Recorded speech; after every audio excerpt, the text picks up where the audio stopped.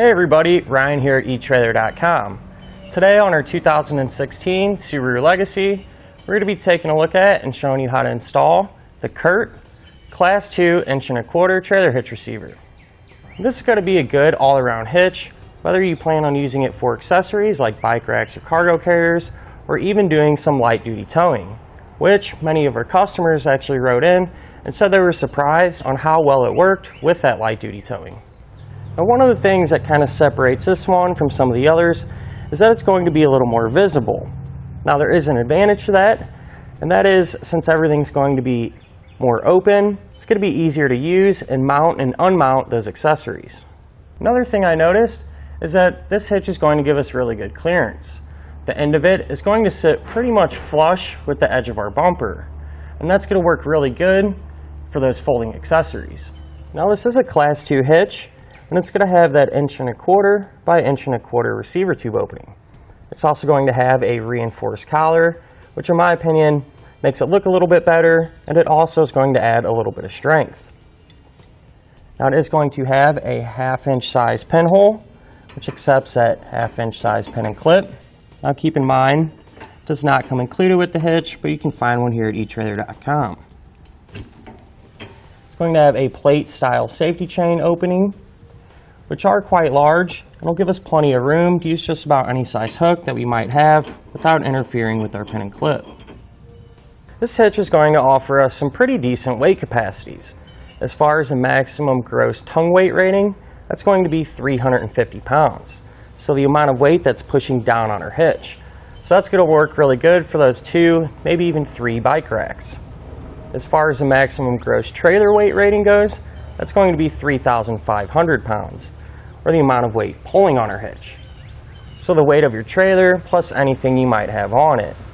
Now, keep in mind, it's always a good idea to check with your Subaru's owner's manual to make sure your Legacy can pull that much weight. And another thing I'd like to point out, with all non-trailer loads, Curt does require the use of a stabilizer strap. And if you need one of those, you can find it here at eTrailer.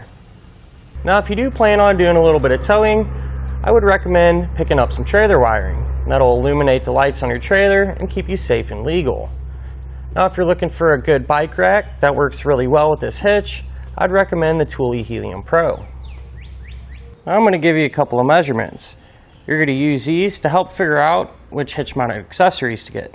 From the ground to the top inside edge of the receiver tube opening, that's going to be about 9.5 inches.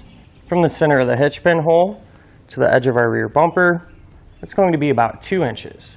You're going to use that to figure out if any folding accessories you might have can be stored in the upright position without making contact with our bumper.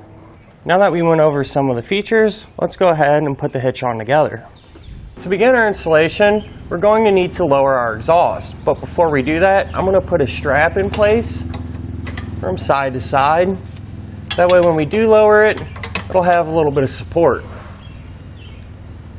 Now, we're going to have 3 rubber exhaust isolator hangers that we're going to have to pry off. One of them is going to be here, and if you follow the exhaust back towards the muffler, we're going to have 2 more. One here, and one there. Now, to get these off, it makes it a little easier to spray them down with some lubricant or soapy water, and then we'll take a pry bar and pry that hanger off and kind of just pull it down out of the way.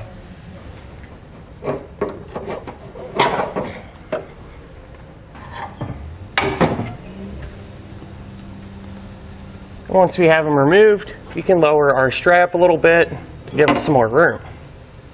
Now we're going to have to remove our muffler heat shield. Now, it's held in place by 4 10mm bolts, just like this.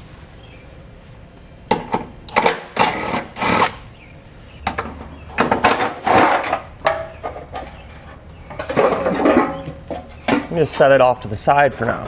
Now, on each side of our frame rail, we're going to have 2 rubber plugs that we're going to need to remove. One here and one here. Now, to get those out, you can just take a flathead screwdriver and just pry underneath it to get it to pop out. Now, keep in mind, anything we do to this side from this point on We'll repeat on the other side. Now we need to enlarge this hole in the frame rail closest to the front of the vehicle. That way we can fit our hardware through there. Now I'm going to use a step style drill bit to do that. But if you don't have one of these, you can use a Dremel tool or even a die grinder. Once we have it enlarged enough to get our hardware through, what I like to do is just take some clear spray paint and put it on that bare metal just to help prevent any rust.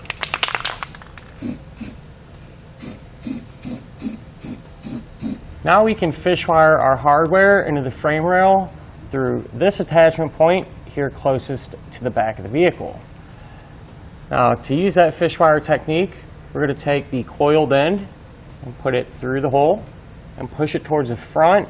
We're trying to get that coiled end to drop out of the large hole that we made a moment ago.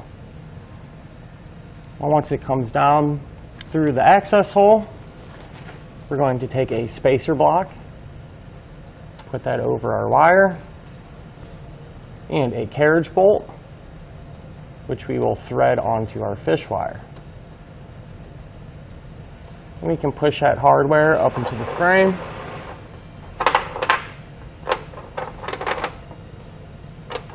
And grab the other end of our wire and pull it down until we get our bolt to drop through. Now with an extra set of hands, we can lift our hitch into place and we'll run our fish wire through that corresponding hole in our hitch.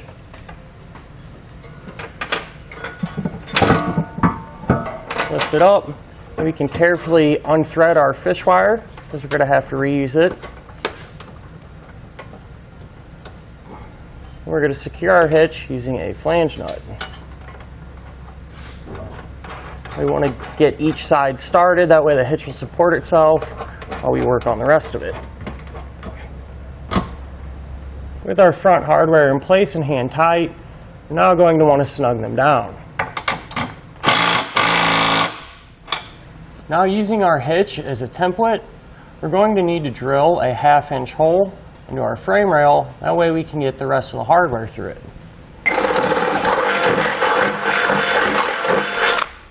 Now with our hole drilled, we can use that same fish wire technique to drop the hardware through.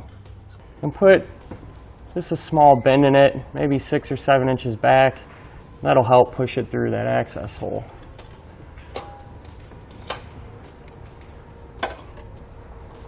And once again, we'll use a spacer block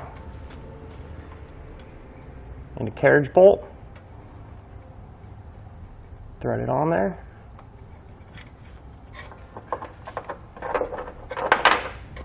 Feed it up and drop it down. Once we have it down, we can carefully remove that fish wire.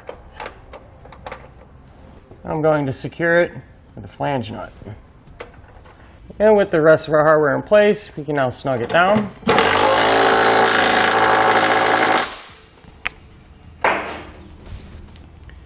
And then use a torque wrench to torque it down to the proper specification. Now you can find that torque spec in your instructions. Now we're going to have to trim a little bit of our heat shield before we put it back in place. Now there's a diagram in the instructions that you can reference, and that's what I did. And I went ahead and marked that area out where we're going to have to cut. Now this is fairly thin material, so I'm just going to use a pair of 10 snips to get the job done.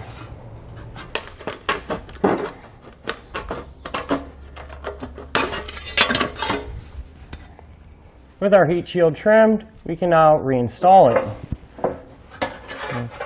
Push it up and over that exhaust hanger. And use the same bolts to put it back in place. Now keep in mind, since we did trim some of it off, we're only going to use 3 of the bolts.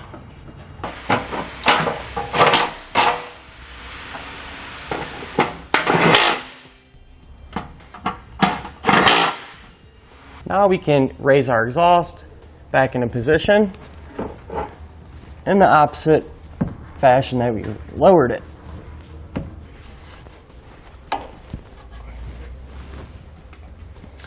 Now with the exhaust supporting itself, we can remove our strap. And that'll do it for our look at and our installation of the Curt Class 2 1.25" trailer hitch receiver on our 2016 Subaru Legacy.